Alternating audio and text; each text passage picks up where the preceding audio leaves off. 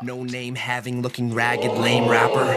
You nut hugger butt buddy fudge packer. Okay, enough of that. My real friends call me Asher. Laughter. What kind of name is that, bro, dude? It's so stupid. 13, 12, 11, 10, 9, 8, 7, 6, 5, 4, 3, 2, 1.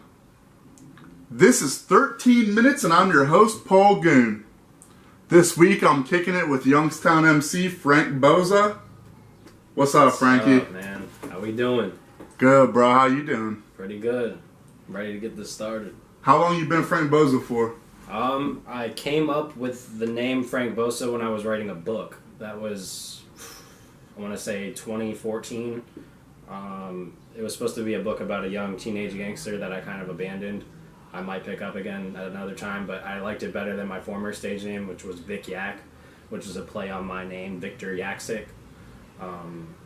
I used to play football when I was younger, and they would always call me Yak, and my family would always call me Vic, so I just put them together, and that was what I went with for the longest, and that's what people called me in high school. But I wanted a name that didn't really, like...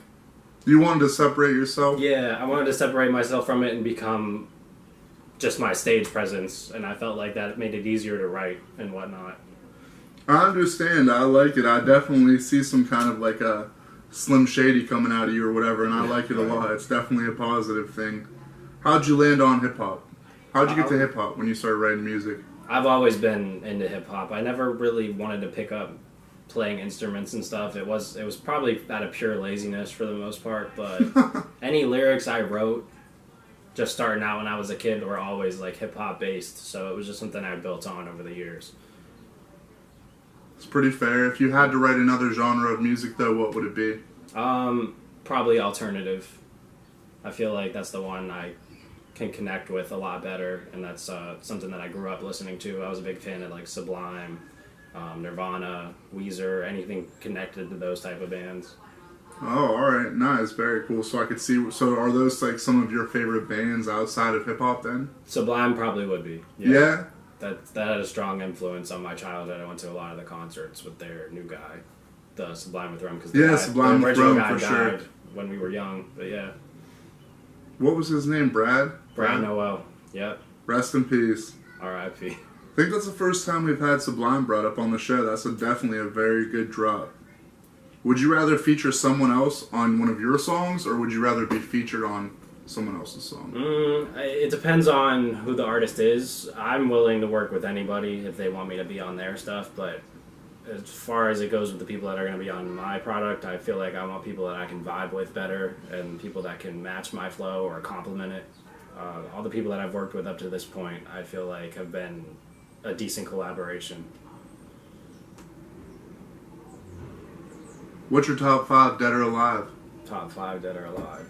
I'm not really big on ranking hip-hop artists because I feel like for most people they like the hype beast rap, they like lyricism. I'm somebody who likes lyricism, so it's like I'm sure there's people that are better on the other opposite sides of hip-hop, but to answer your question, I like this is in no particular order, Tupac for sure, Biggie, probably one of the best storytellers ever.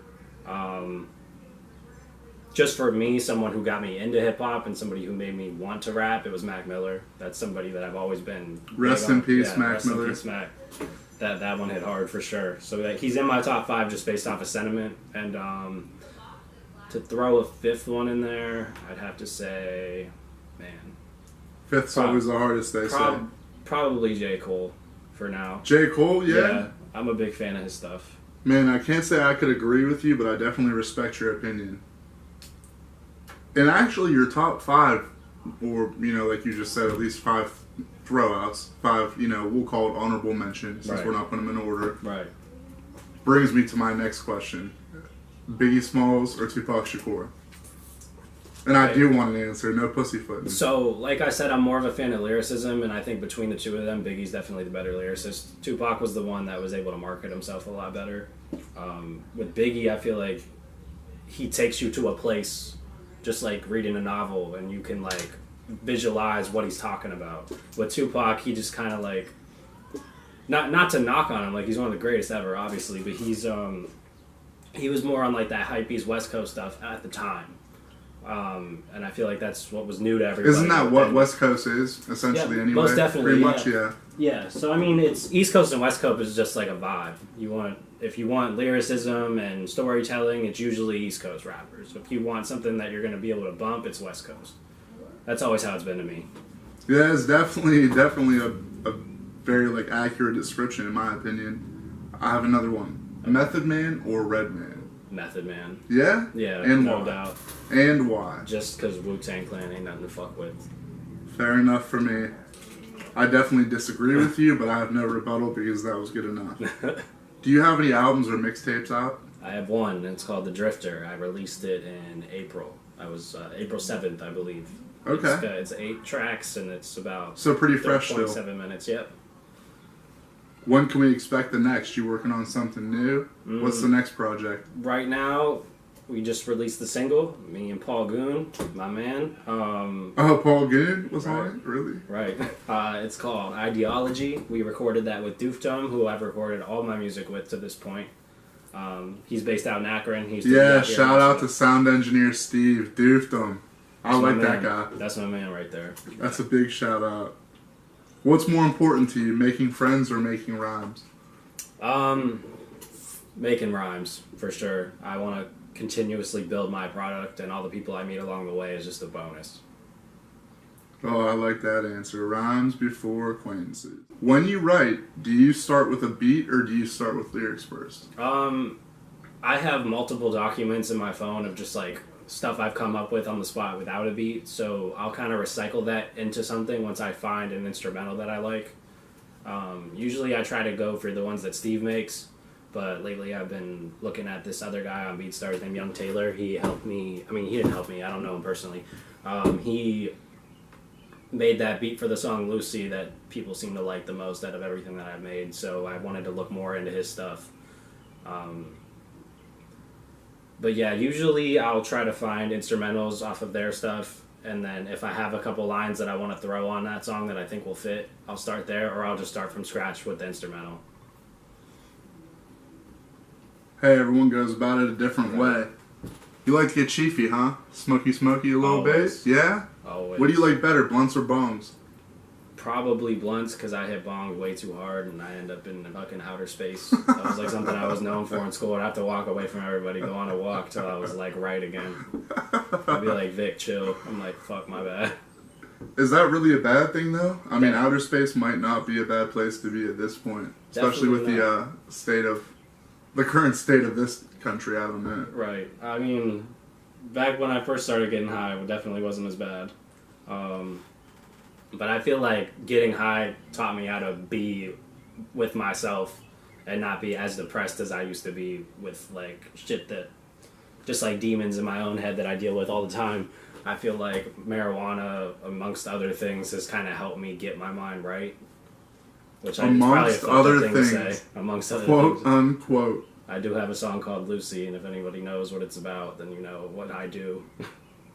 Who are some of the worst rappers alive? Well, it's a long list. All the new people that are out now, most of the SoundCloud base are just straight up garbage. People that are saying one consistent word over and over and over again, I just can't get with it. It's not something that I even find entertaining to listen to. But like specific people, Lil Pump, any of the Lils except Lil Wayne, he was the only good one ever, in my opinion. Any of the Except Lils. Like honorable mention Lil Dicky, because that's my dude. Oh, dude. Lil Dicky's the Shout shit. out LD. Right. But yeah, I just feel like I got mad respect for Lil Dicky. Right, I do. Right. It's just like rap has become a giant gimmick for the most part. Yeah, it sure fucking has. And it's just like there's no more originality, and the few people that still are bringing new shit to the table, like I really respect that, and I stay up on them. I don't care how old they get. I'm gonna keep listening. Same fucking here, man. Right. Same here. How do you feel about the Police? Well, Not the band. I mean, like, you know. right. I haven't had too many interactions with them. I'm usually low key about my shit. I've definitely been in the game and shit like that, selling, doing whatever.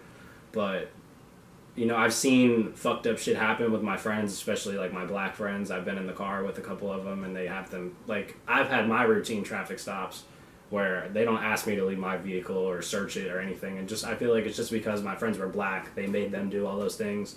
They were extra aggressive. It's just like some fucked up protocol they have, and So the police are racist? I mean, in some instances, yeah. Not all of them, probably. I mean, there's not all bad white apples people are everywhere. racist, just police. I mean, you know. I'm just fooling around, or am I? I don't know. I'm just going based off of past experiences and shit that I've noticed that didn't add up. But I mean, I have a decent respect for law enforcement. I haven't had, like I said, I haven't had any issues with them personally. But some of the shit I hear and some of the shit I've seen has definitely raised questions. Yeah. Oh, yeah. A lot of questions. Where can people find you on the internet? Right now, I have my Drifter tape out on iTunes, Spotify, and YouTube. I have a couple songs on SoundCloud, like the one we just released, and I have a couple of the songs from the Drifter on there. And then I have a cover of one of Mac's songs from his last album on there that I wanted to do.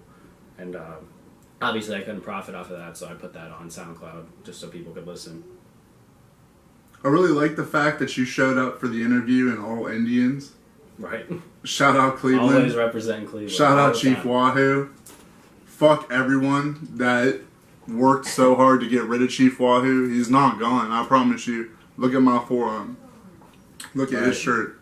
He's not going nowhere. Fuck every one of you. The Indians are winning 3-0 over the Orioles right now. And I promise you, by the time you watch this interview, the Indians will have shut the Orioles out by the end of the game. If not, I mean, what? We'll let them get one run. Wow. Right. Pity run. What's the worst job you've ever had? Shit. U.S. Army. Yeah? Yes. So you were in the Army. I was, briefly. Very briefly. And what's briefly? How long? It was a year. What happened? Well, it's not something I like getting into too much, but... Did you try your best, or did they not try their best? I think a lot of people go into it thinking that it's going to be different than what it is. I kind of knew what I was getting myself into, but like I kind of have like issues with bipolar disorder and stuff, and that's like a big no-no for them. So I lied on a lot of my medical documents, which I know most people did. And I wasn't expecting that shit to get the best of me, and it kind of did when I was in there. So I kind of had like a freak out, and then I had like a mental evaluation, and they're like, all right, yeah, you can't stay. So, I mean, it is what it is. No, I understand. I wouldn't have even entered in the first place. You're a lot braver than me, believe me. What do you have to say to the haters? Do you have haters? What do you say to them if you have them? The ones I do have, I probably haven't heard too much from. All the people that I think that talk shit on what I do are just people that are miserable with their own lives, don't want to pursue any type of dream whatsoever. They just want to settle, and that's just not okay with me. I still have my life, I still have my job, my kids, my family that I still focus on, and it's a big part of my life, but I don't ever want to give up hobbies, stuff that could make me more than what I am right now one day.